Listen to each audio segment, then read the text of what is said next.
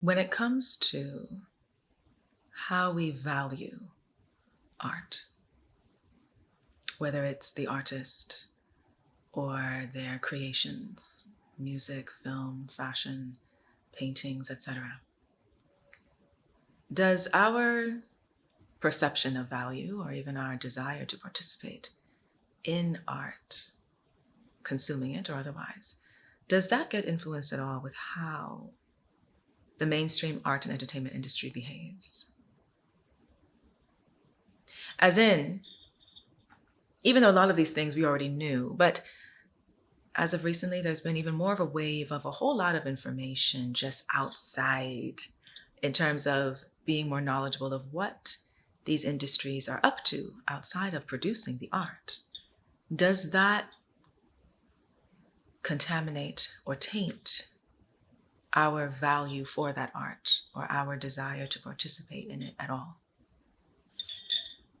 This is a topic we're talking about on the Curious and Cultured podcast, hosted by me and my sister Damali. And in this episode, we reflect on how we feel about this shifting that seems to be happening in these bigger industries when it comes to a lot of truths, more truth coming out about what has been going on behind the scenes, what connections to really terrible things are like right there within those things, and what does that mean for the art itself.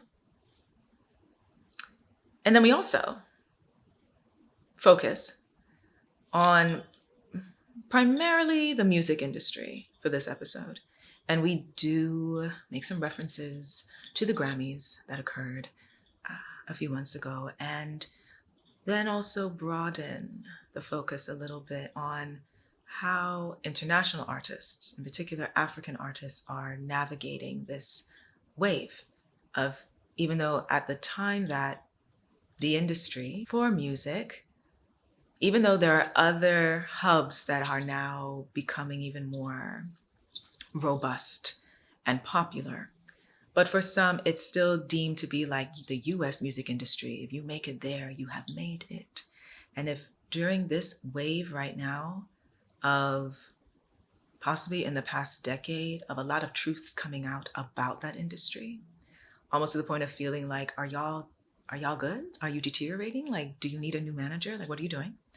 And then at the same time, this wave of African music, well, certain parts of African music making this crossover during a time when that same industry is having to answer a lot of questions. We dive into that too. So if that topic resonates with you, I encourage you and invite you to listen to the full podcast episode. Link is in my bio. It's also streaming wherever you listen to podcasts. Now, right now, I would like to chat with you about two things. One, dealing with this dynamic of this pattern of why such industries end up the way they are, or why certain artists end up there. And then two, a little bit about how, if at all, African musician artists who are making these crossovers to other markets, how are they leveraging that in a way that's truly beneficial? Before we get into that, though, you already know, I must remind you that, of course, I am wearing jewelry from my boutique, Bandely Muse. So these earrings are available. And then we have these bangles here and these bracelets here, also available. And then we have these, which these are new, actually, and I'm of two minds. I'm kind of wondering when I should add them to the shop. Should I add them to the shop now or later? Let me know. Anyways, you can check them out at bandelyMuse.com. Link is in my bio.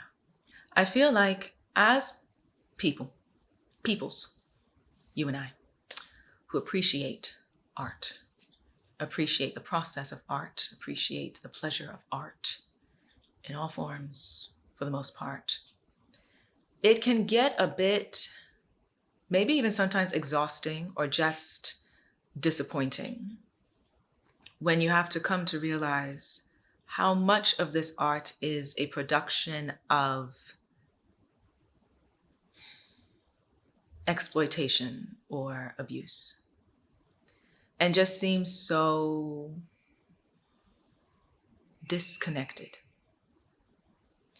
In this episode, when we're focusing on music, we take note of, there's this recurring comment of like, music in a previous era seemed to be more connected to what was happening at that time. It seemed that artists, which I don't know if this was the case, was this the case all over the world, where it just seemed that artists had something of substance to say, as in the music or the painting or the film, or like there was messaging that was almost like it's a form of documenting your story, a form of documenting history, a form of documenting a movement. Not to say we don't have music like that today, but what's being pushed by mainstream music industries, or what's being streamed and consumed from mainstream music industries, are not that, is it? So when already the messaging sometimes feels as a disconnect, and then you add the other layer of noting that behind the scenes of these industries, there is this, I don't want to assume that everybody who's a part of the mainstream entertainment industry is like this, but why are so many people why does it seem from the outside looking in that it's a requirement to join a cult? It's a requirement to allow yourself to be abused, or is a requirement to participate in human trafficking and other types of extortion, exploitation, as in it goes beyond whether the artist has an addiction to drugs or alcohol. It's like just seems much more sinister, actually. And that gets me asking a few different questions, because it's not like all of this started yesterday, right? So was it that all of this was happening even in these previous eras of music that had so-called messaging about the times? Was all this stuff still happening behind the scenes? Or did this start later? And then my next question is, regardless of when it started, if now it seems, for a lot of people, feeling like this music's not hitting the way it needs to hit, why does it seem so disconnected? Why is it what artists are posting seems so disconnected from what's actually happening on the ground for people? Does that mean that their messaging in their music is somewhat subliminally, is that the right word? Subliminally enabling, endorsing the abuse and the harm and the destruction that's happening behind the scenes, without you even realizing it? It doesn't mean you should stop listening to music. I'm just saying, if we think about it, because again, it's connecting back to, does all of this influence how we value the art, how we value the music at all? If all of it is, we understand it's entertainment, so all of it should be performative, but can we continue claiming, because it's just performative, because it's just entertainment, that whatever's happening behind the scenes means nothing to the music, or means nothing to the value of it? Which then also has me questioning, where do we go from here now that we have all this knowledge about the industries?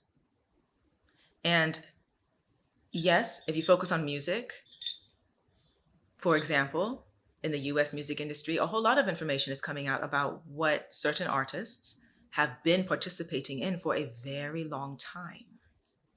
And a lot of those artists are the big names, the ones who have mansions in multiple places, the ones that we know their names, like we've been hearing their music forever.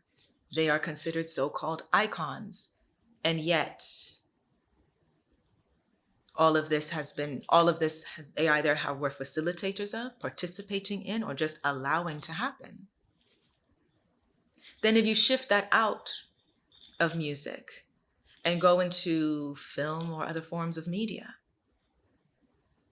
Recently, there was a documentary that came out, kind of like a whistleblowing documentary about Nickelodeon. This is also a US-based like media production company focused on children's media, cartoons and real people, TV channel plus movies. This is where the Rugrats came from, just a reference. This is where slime came from, just a reference. And this documentary was bringing out the truth about a particular producer who had been, for a while, abusing all of the child stars that they had on these different shows. And they even interviewed some of those child stars who would now be in their early 20s, I think. And it got some buzz for some time when it came out, and then there's other things to talk about, right? And when these things happen, of course, a lot of work goes into putting out these truths, but I don't want to ask like, what difference does it make? Because it does make some difference, but are we leveraging that to actually change something at all? Because what I've noticed, whether it's music or film or whatever, because even with Nickelodeon, like, yes, that came out. Did that shut down Nickelodeon? Is the TV station gone? Or are the movies wiped out? Are you boycotting it now? No one's going to watch anything that they produce? No. I don't even know if the producer who is being accused of all this, do they even still work for Nickelodeon, or have they left like a long time ago? Do you see? It also got me thinking like, wow, Nickelodeon must not have had any NDAs in their contracts or something, because Disney is right over there. And weird stuff has been happening there too. But do you hear their child stars growing up and telling you about it? Nope. They don't snitch. They just grow up quietly, strange or not, and try to live some quiet life somewhere, isolated, secluded, somewhere off somewhere else. And if they do try to say something, if they do try to tell you names, they're mysteriously found dead in a bathtub somewhere. Like, I'm just saying, I don't see why the actor who played the famous Jet Jackson, I don't understand, like, there was no reason for him to be dead. Like, found dead. Like, why? Yeah, Disney don't play like that. And then also adding, all of this connects. Also adding, I'm not sure if Nickelodeon also has these connections, but Disney does have these, as we know now, connections to funding weapon manufacturing, funding, facilitating human trafficking. Like, what does any of that have to do with Mickey Mouse? You have one job: children's entertainment and education entertainment. Why do you need to put your hand also in weapon manufacturing and human trafficking? Where did that come from? Like, how did that, or was that always the job description? You know? I don't know if Nickelodeon is also involved in those things. And then when you bring it back to the music industry, where, yeah, a lot of those labels or big time companies have connections to funding the same things. And it's just like, when you look at it in that way, does whistleblowing about one person really make a difference? So you remove that one person, let's say that Nickelodeon person, or you remove that one artist, right? That one artist, grown man who needs to be obsessed with 12-year-old girls.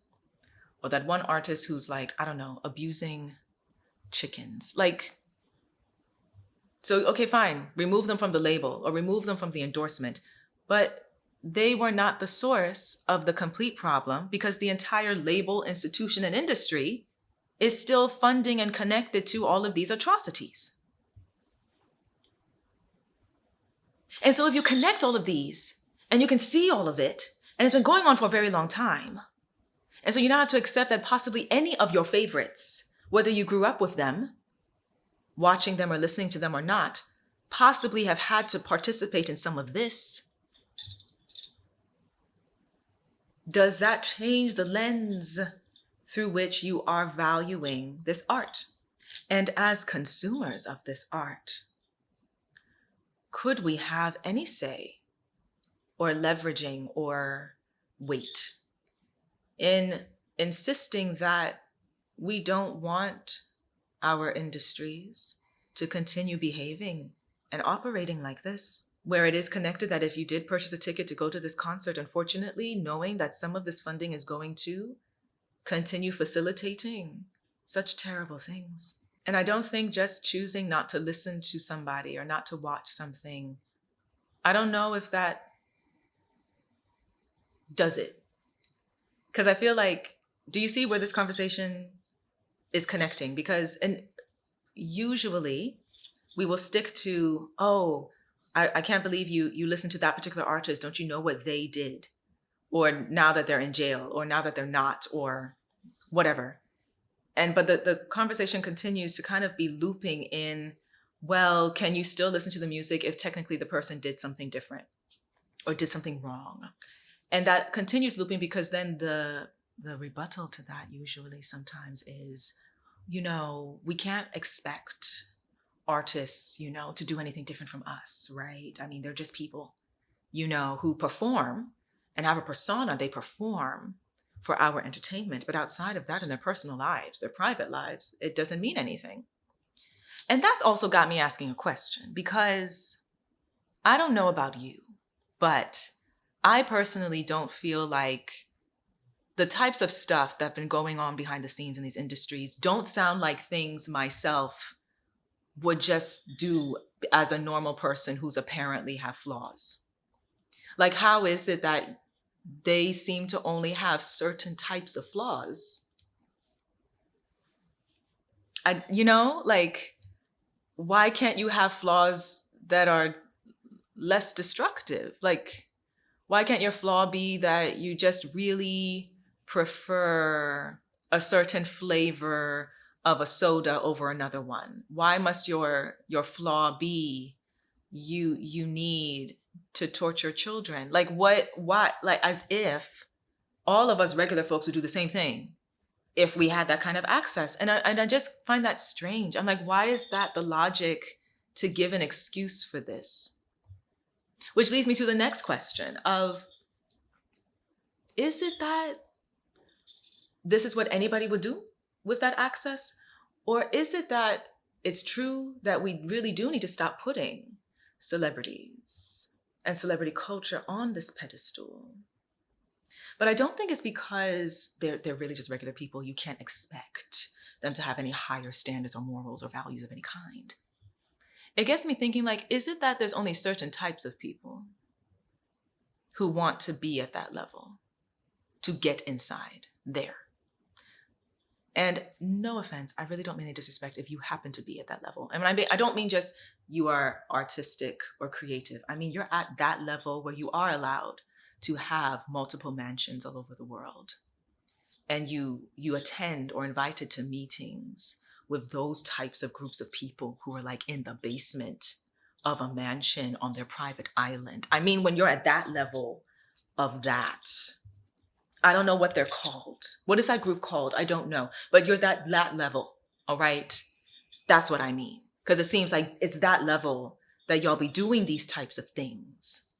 And I find it fascinating that when you are at that level, that means you got money. You have access, you got resources, you have a platform. All you got to do is say something and it's there. It just appears, it's done. Why is it? And again, I know it's not all of them, but why is it, at least from what we hear, you have all of that, and what you thought the best thing to do with all of that is to purchase a private island, have a beautiful estate with servants and everything, so that you can invite your friends to come and torture human trafficking victims. Like, what does that Where does that come from? Where does that come, like, as if any of us would have done the same thing if we had access to purchase our own private island and have our own mansion on it. Like, it's just like, is that how we're supposed to see this? Because it just, to me, I'm just like, I feel like I might not do that if I had that kind of access. But of course, I'm only speaking in hypotheticals, right? But still, why?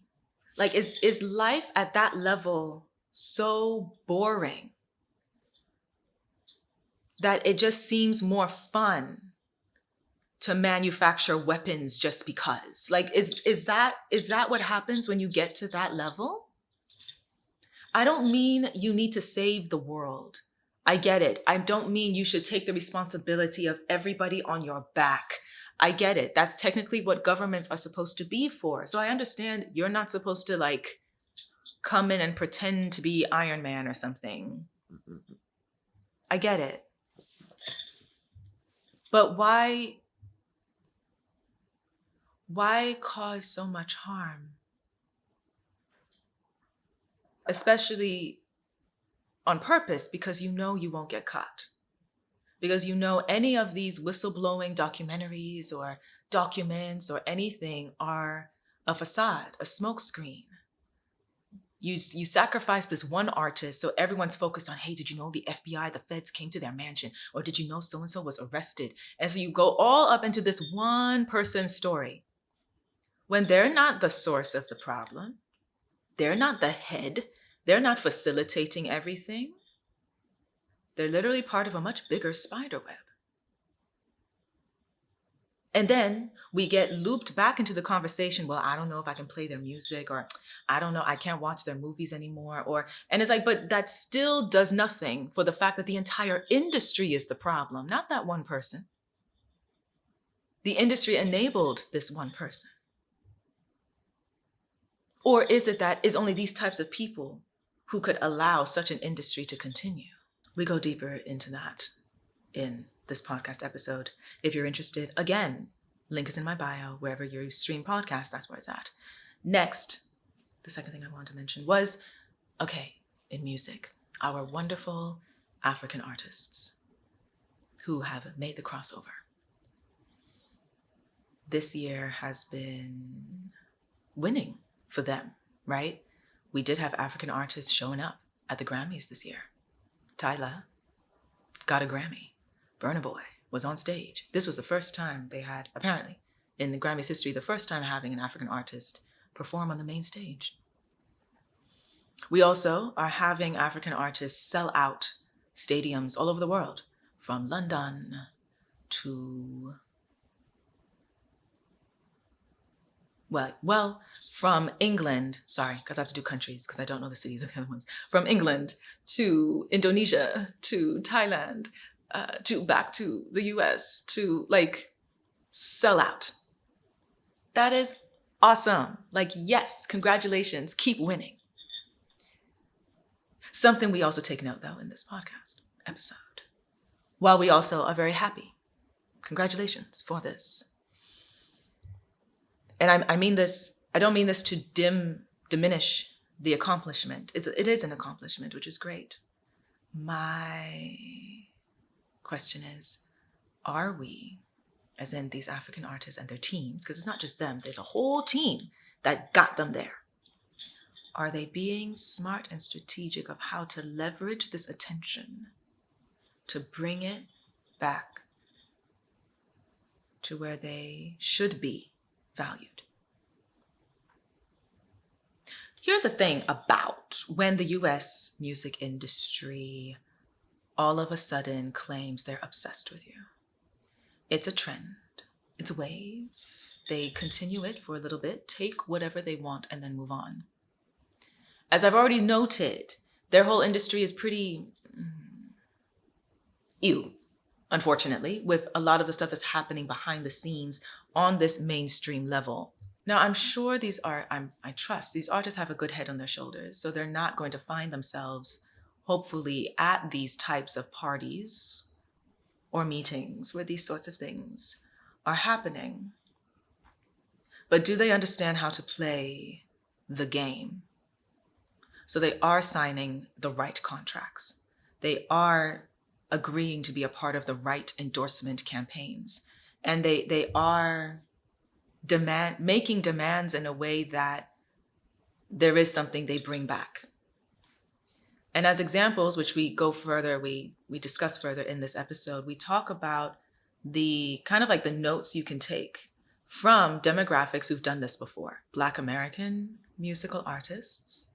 There's a whole lot to learn from in terms of how they've had to learn how to play the game in the US music industry. Like, for example, even the fact that the Grammys created a category for African artists to be separate from everybody else. That's already like something to, yes, take note of, be cognizant of, be a little wary of. But when you look at other demographics as well, like the Latin music wave that the US had some years ago, it makes me think of Shakira, Mark Anthony, Ricky Martin. Okay, I know Ricky is American because it's Puerto Rico, but still it's like Latin music, okay? And then those three artists still are making music now and are still very relevant. But then if you want to bring it even more modern, people like Maluma, they have all done this crossover, which you can take notes on of how they did it, of when they made the crossover to the US market. Yes, they would sing in English for some times. They even dyed their hair blonde to be appealing for that market. But they never, at least from the outside looking in, because I don't know them personally, they never forgot where they came from. They never completely cut themselves off from the market they started out in, to the point that regardless of how much time has passed, regardless that we're not in that Latin music wave like we were at that time. Yes, except for like reggaeton, which is now kind of being fused around in different genres, will come up again. But it's also different now because you're not beholden to what your radio DJ is going to play for you. You can now listen to all genres if you want. Anyways, their relevance never dwindled or was removed. They didn't get lulled. It didn't seem like they got lulled into, oh, let me just stay in LA because they love me so much. And let me just try and be here only. And my career will just take off here and stay here. No. It was something that they leverage, as in it's part of their portfolio, but the industry in Colombia, or the industry in Puerto Rico, or the industry in that connection always remains. Another thing to note is the K-pop industry.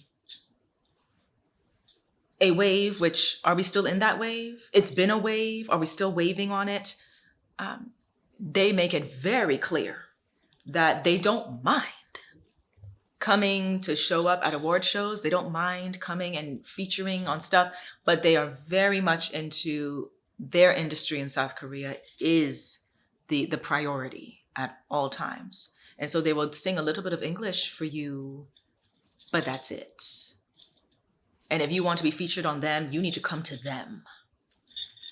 Now, the difference here, of course, is that, well, the Latin part and the South Korean part, they do have robust industries on their home ground that can produce all of this on their own. For here on the African continent, yes, Nigeria and South Africa are leading that for now. And doing very well. That's why they've crossed over. And those are the two countries that were heavily represented at the Grammys this year, which is great.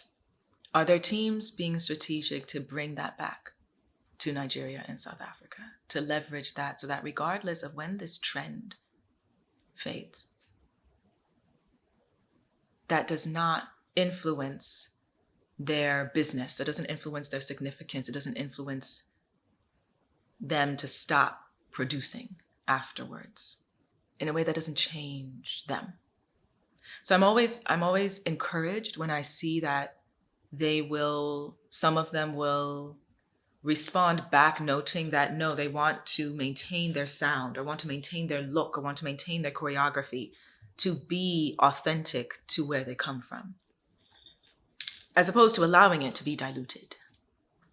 For example, Burna Boy, that album he did with the artist on the run, Diddy. I'm not gonna say it's a bad album. You know what I'm saying? If you like the album, that's cool, right? If you like it, I love it. It's fine.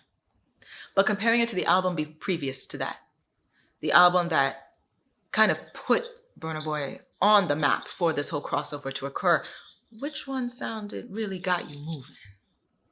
Which one really made you feel it? And which one kind of gave it's almost there, but it's missing something? Similar to, yes, they had Burna Boy perform at the Grammys, but did we also take note that we needed his performance to be, well, you need to add Brandy, you need to add this other artist, we need to change the song a little bit, we need to dilute it a little bit. I think the main thing, one, yes, leverage bringing stuff back and just not get lost in the distractions and the looping that can happen in that game if you're trying to cross over into the Western music market, and in particular the US music market. Like already with Tyla and the conversations that are happening in the US of people being confused of what category to put her in. Because if she's from Africa, she should be Black. So we don't understand why we can't put her in the Black woman category. What is this colored thing she's talking about? While in South Africa, it's very acceptable because they have different categories for their people. That makes sense to them. So it's fascinating dynamic to see how that continues to be a confusing factor for other people. But then also taking note with that same conversation. And again, this has nothing to do with the artists themselves. I give them all their credit for what they're doing, and I hope they continue to win. But for the US market, it's true that not only will the diluting sometimes happen with the music, but the choosing to pump up certain artists over others, which I don't know if that has to do with whether or not you're going to these strange meetings or parties or not, but the fact that colorism is still a thing over there. And even though the sound and the music and the choreography is all great, and don't take that away from any of the artists, but for example, do you think, this is food for thought, okay? If the industry could find somebody who sounds similar to Burna Boy, but has the skin tone of Tyla,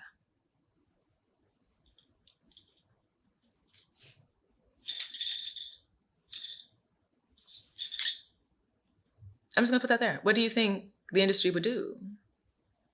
Who do you think they would be pumping up more? Who do you think they're gonna give the Gap endorsement to, the Tommy Hilfiger endorsement to, yeah? And again, this has nothing to do with the artist. This is how the industry game is. Which is another reason why. Can't get too, yes, leverage the attention, leverage the money, but be strategic of how you leverage it. So we go further and deeper into that in the episode. So again, if this topic resonates with you, if you find it interesting, I invite you to listen to the full episode. Link is in my bio. It's streaming wherever you listen to podcasts. Thank you very much. I really appreciate you. Take care.